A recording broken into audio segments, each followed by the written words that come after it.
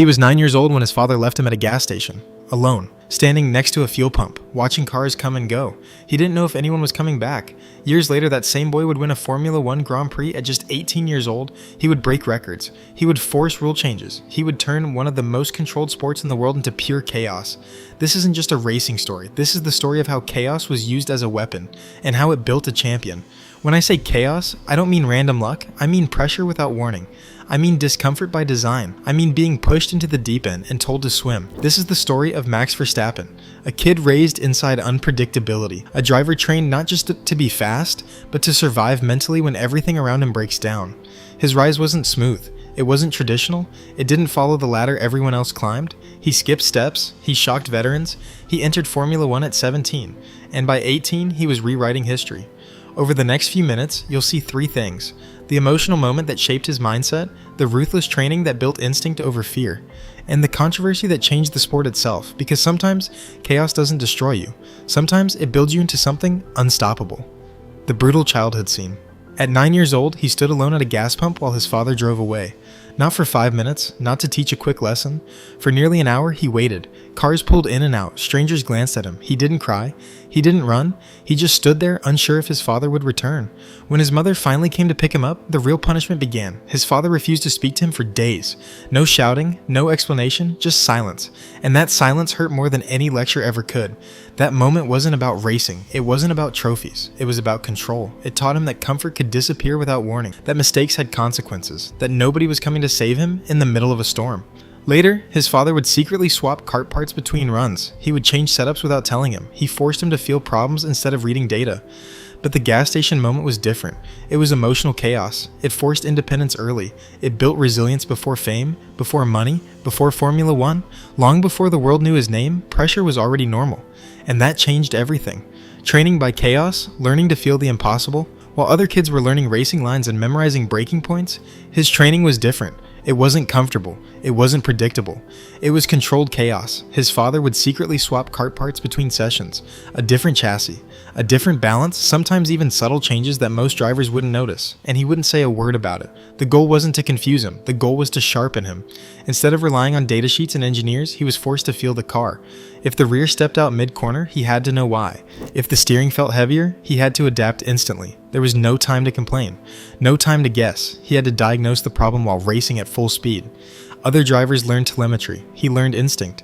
By 7, he was already winning against kids years older.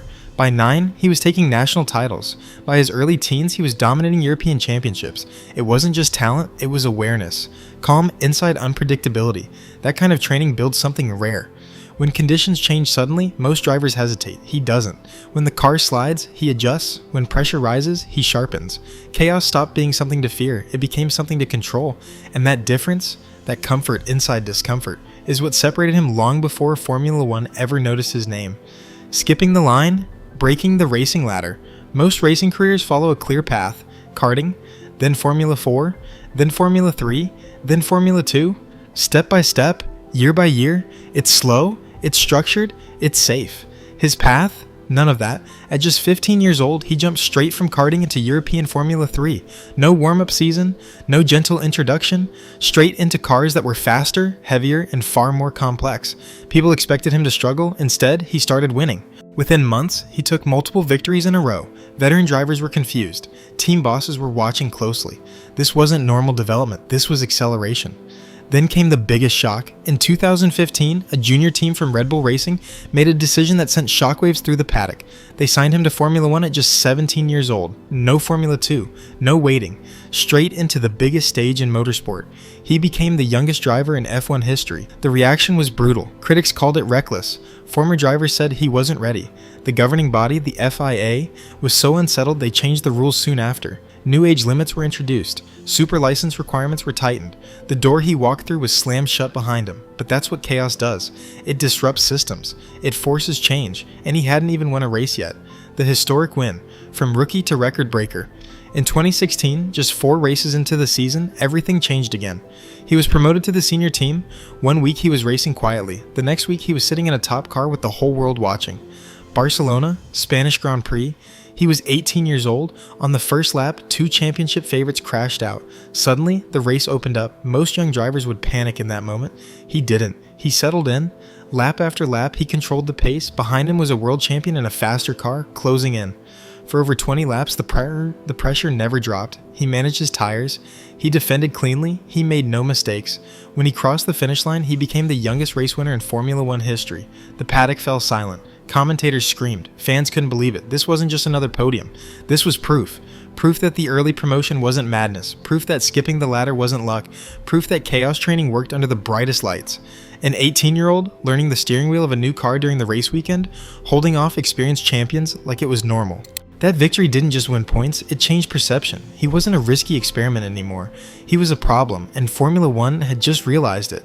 Controversy peak, the war for the title. By 2021, he wasn't just fast. He was ready to fight. Across the grid stood a 7-time world champion, Lewis Hamilton. Calm, experienced, clinical. What followed became one of the most intense seasons in Formula One history. Every race felt personal. They went wheel to wheel at Silverstone, a 192 miles per hour crash that sent him into the barriers. They collided again at Monza, one car launching over the other. The championship lead changed hands again and again. Neither driver backed down. It wasn't just racing, it was psychological warfare. Then came Abu Dhabi, final race. Level on points. Winner takes everything. For most of the race, Hamilton looked in control. Smooth, untouchable. Then, late in the race, a safety car changed the script.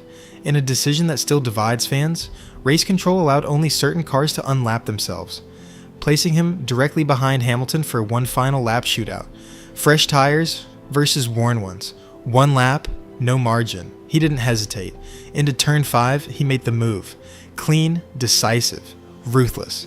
He crossed the line and became world champion. Celebration exploded, so did controversy. Some called it destiny. Some called it unfair. The debate hasn't ended, but chaos had done its job again. When the system bent under pressure, he was the one ready to strike.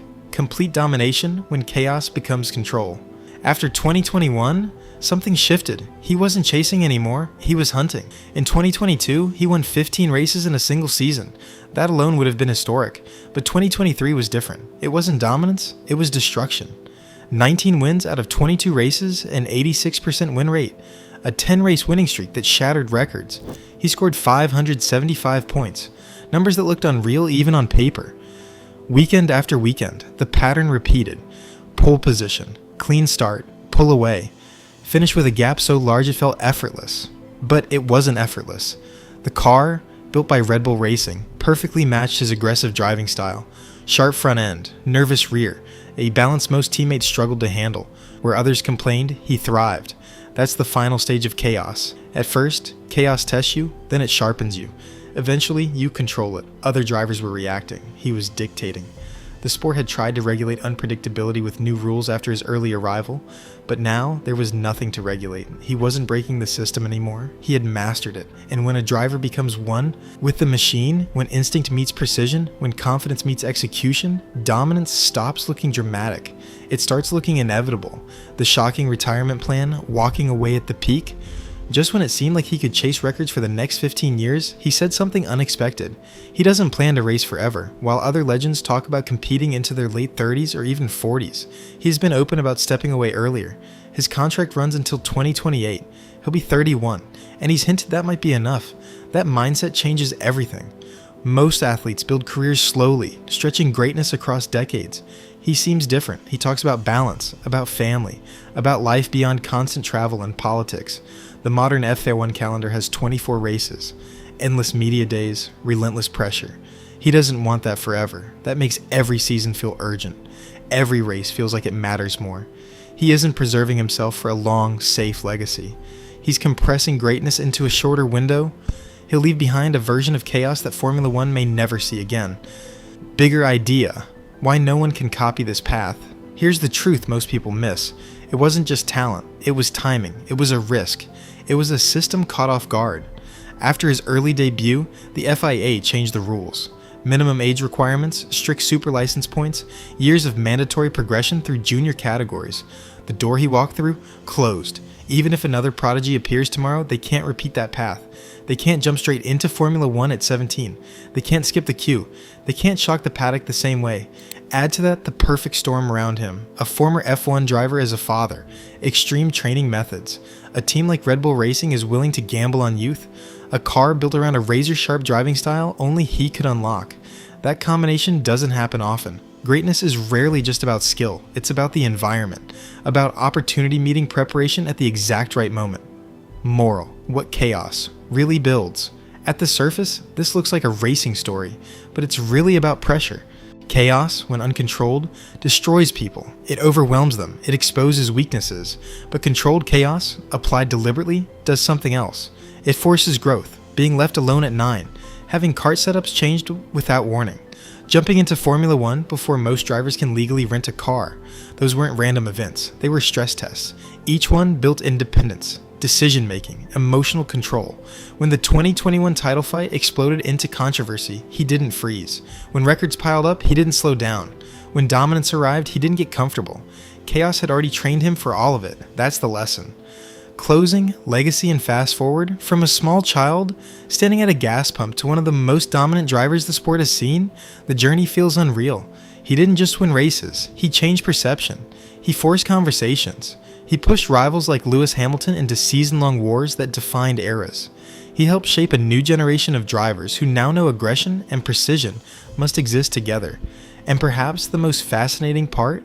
It all happened fast. No slow burn, no decade-long climb, just acceleration, just impact.